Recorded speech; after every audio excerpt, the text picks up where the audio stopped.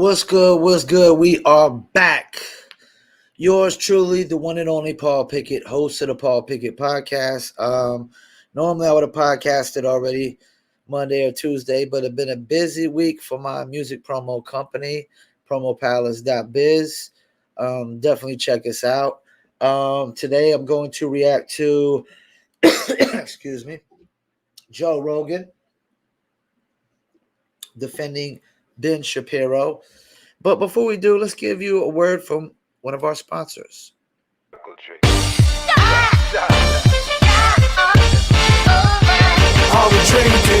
Me and my team, whenever we link up, they wanna be drink up. We sit down and relax and have few glasses when there's things to think about. Like I'm nice with the boss when I tend to the bars and I'm not talking drink ups. So tell the bartender that's tending the bar to please pass me a big cup up. And tell that waitress that's waiting on us to put a little ice in it. Now watch the ice become weightless like the spaceships that I be sitting in. Now wait and listen, another waiting for that tropical twist that'll take your taste buds. Now taste some. Yo, I insist it's the Dizzle.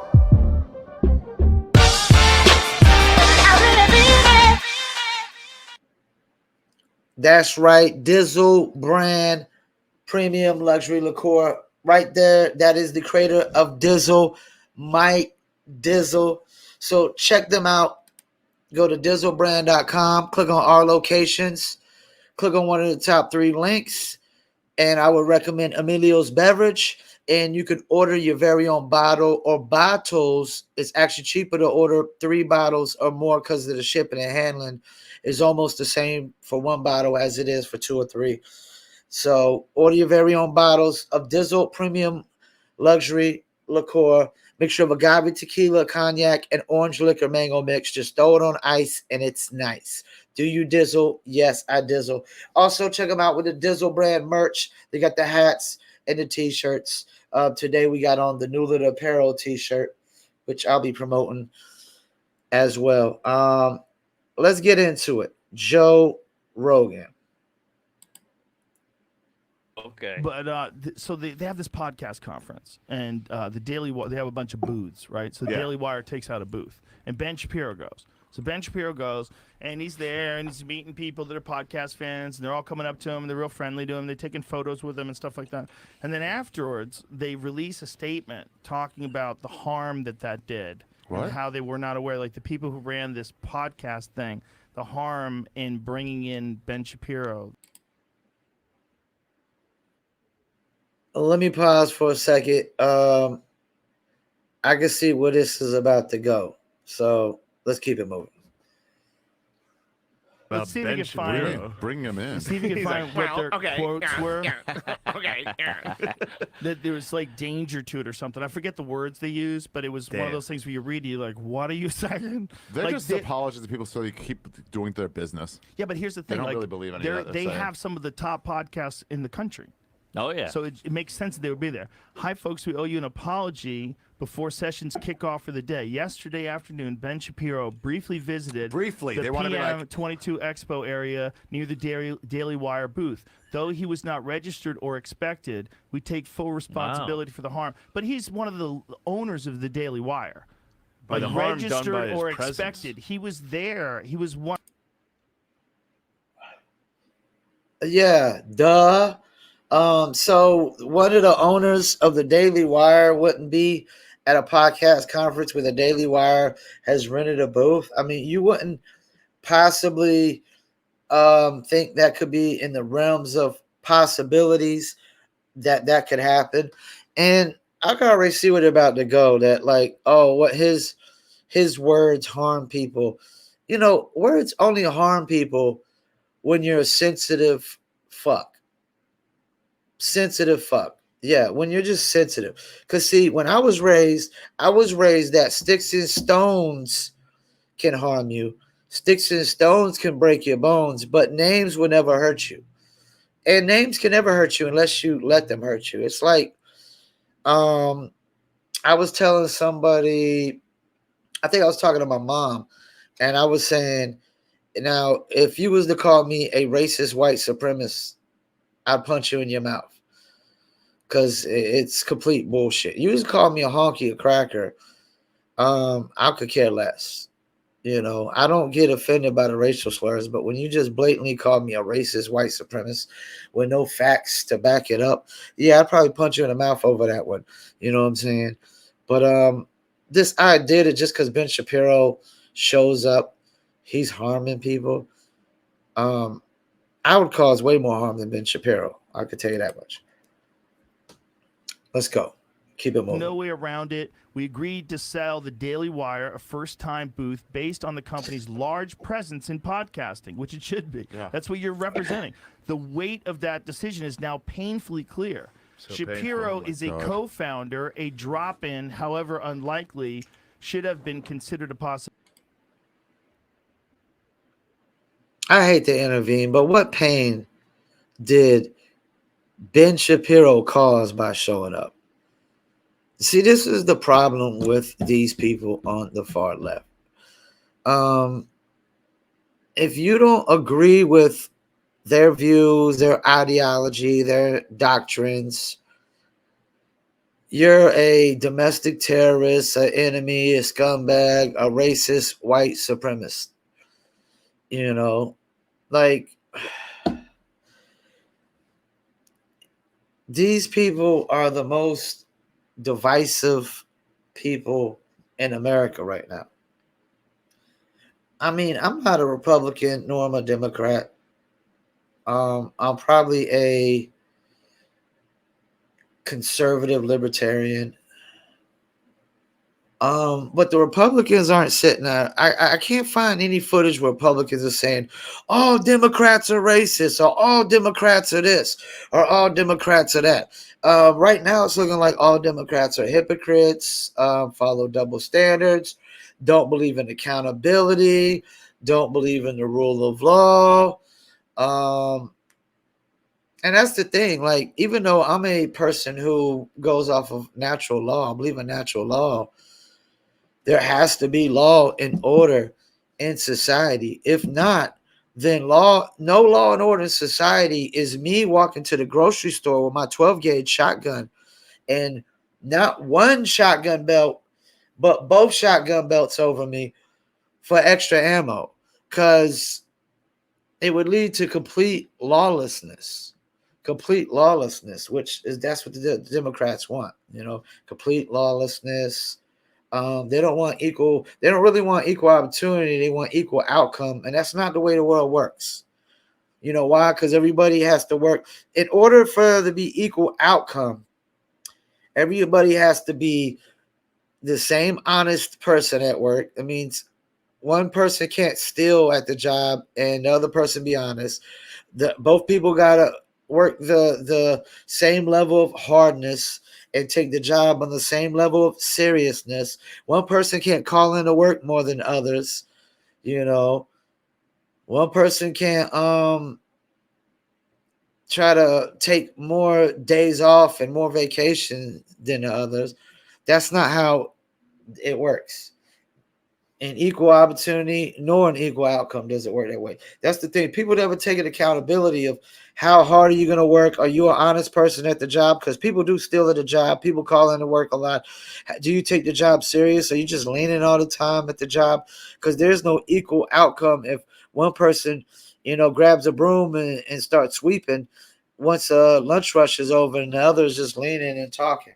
That's not how things work. But let's keep it going. Are right. He's the least threatening guy on the planet. You could just In 9 spin his wonderful face and he'd years take it. growing and Throw his celebrating yarmulke. this medium, PM has made mistakes. The pain We'll all, the pain always stick with us. the pain caused by this one will always stick with us. We promise that sponsors will be more carefully considered moving forward. Oh, we're fucked. Folks, He's right. They're in a cult, and the only mistake they made was taking that stance. That's the mistake they made, is taking that stance that, oh my gosh, Ben Shapiro. Like they said, Ben Shapiro is the least harmful person on the planet. Ben Shapiro couldn't harm a freaking fly with a fly swatter. That's what I said. Now, me, on the other hand, You call me some of the, like, you could call me a cracker and a honky, and I just like, okay, so what? But you call me a racist white supremacist to my face, I'm liable to punch you in the mouth, man. I'm not gonna give you a chance to prove it, show your facts, your evidence, because there's none, zero evidence. But that's fighting words. That's the equivalent of, for me, that's the equivalent of you calling a black person the N-word. You calling me a racist white supremacist. Punch you in the mouth. You call me a honky, a cracker all day long, I wouldn't give a rat's ass. It wouldn't faze me. But yeah, call me something. I mean, because honkies and crackers are just made up racial words. That's all they are. They're just made up little words, racial slurs. Well, you take a stance of, that's the thing. Like, the Democrats have taken this stance that all Trump supporters and voters are racist white supremacists.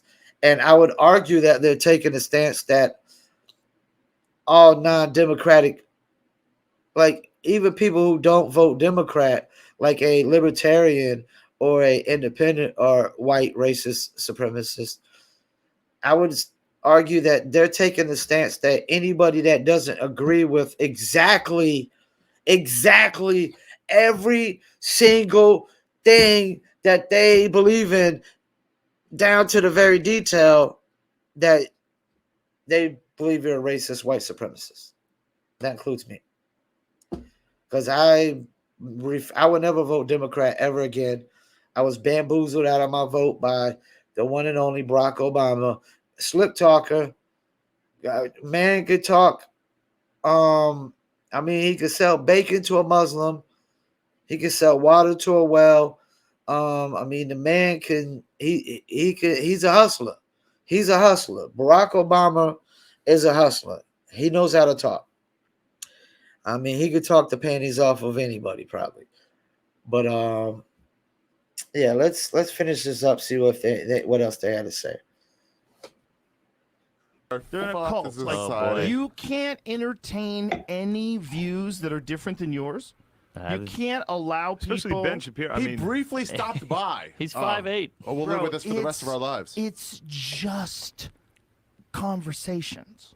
It's like people have opinions on one side and people have opinions on the other side. But all they're doing is having conversations. Yeah. You have video of him? A fucking podcast. Stopping by? What if he Hey, hello everybody. It's him. How's I'll just everybody see doing? pictures. People are like, oh, it's so painful. Painfully clear. Hi, Look, I'd there's like all to these people meet taking you. photos with him. It's a pleasure to meet you as well. Thank you. Listen, the way to handle people that you disagree with Where's is Mel to Gibson? fucking Where's debate Mel Gibson them. when you need him, dude? The way He to would give handle Shapiro a people, knuckle sandwich. they should That's have true. conversations with him publicly. He's got a nice suit. But this is bullshit. Like, to say that it was a bad idea to let that guy there is crazy. Of course it's a good idea. It doesn't mean you agree with everything he says. But you have 100 fucking booths there. How could you agree with everybody? This is why I love Joe Rogan. Unfiltered, doesn't hold back. Like you said, it's bullshit. They're like the number one probably fucking podcasting group on the fucking planet. The Daily Wire. I mean, they're fucking killing it. You're at a fucking podcast convention. Yes, you want the top fucking podcast to fucking be there, you fucking idiots and you fucking morons and you fucking jackasses. And Ben Shapiro is the least fucking harmful person on the fucking planet. Like I said, he couldn't hurt a fucking mosquito. Ben Shapiro is the least violent person on the planet. I'm not a violent person. I don't go looking for trouble. But if somebody was to come in my face and, make false assumptions about my character, I wouldn't give them a chance to defend their lies and their allegations and their assumptions. Just like they wouldn't give me a chance by automatically assuming and making false assumptions about a person's character. And that's the thing. They make assumptions about people's characters before they ever even meet them. Like I don't judge no single person by if I haven't met them or if I haven't seen enough about them. Like a cat like Stephen A. Smith or people that in the media, Charlemagne the God, I know enough about their characters to know what kind of people they are. I know I have a lot more respect for Charlemagne the God than Stephen A. Smith. Stephen A. Smith is definitely he looks for racism with a microscope in places where it's not. Charlemagne the God doesn't necessarily do that, even though he's very pro-black. He doesn't necessarily wake up every morning looking for racism in places that it's not. And that's the thing. That's what these people do. For them to say that Ben Shapiro is harmful, it's like they're basically saying that he spews nothing but racist rhetoric. That's what they're really implying by them saying he's harmful. Because how else can a person's words be harmful unless they say that you're spewing hate or racism? Because if you're stating, and that's the thing, these people consider facts harmful. I repeat, they consider facts and truth harmful. That's why Ben Shapiro is the, facts over feelings guy. I don't know if he started facts over feelings, but that's one of his things. And I totally agree with him. Fuck your feelings when we're talking about facts. Your feelings don't fucking matter when it's the facts of the facts. You can't change the fucking facts for what they are. The facts are already in place. They're already signed, sealed. These are the facts. People getting feelings over facts. I don't getting feelings over truth and facts. I want to know the truth. I want to know the facts. I get on my feelings if I'm lied to. If you lie to my fucking face like Corinne Jean Pierre. She's cute, but dumber than a bag of fucking bricks. Yeah, Rogan's right. This is complete bullshit. These people are in a fucking cult. They're sitting there letting one small group of people and their ideology dictate the masses. I can tell you right now, the majority of Americans in the world don't think Ben Shapiro is harmful. They don't think Ben Shapiro just showing up to an event is harmful, painful. If you're that sensitive, don't leave the fucking house. Stay the fuck home. Really, stay the fuck home, man, if you're that fucking sensitive. Just load up a video and I'm going to leave you with a word from one of our sponsors.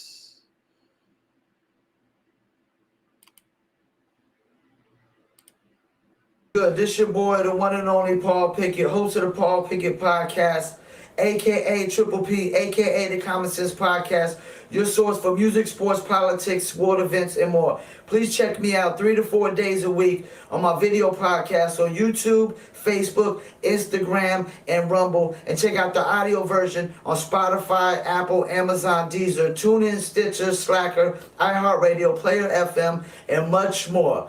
Peace. See you there. That's right. Check me out. You heard the man. And I'm out.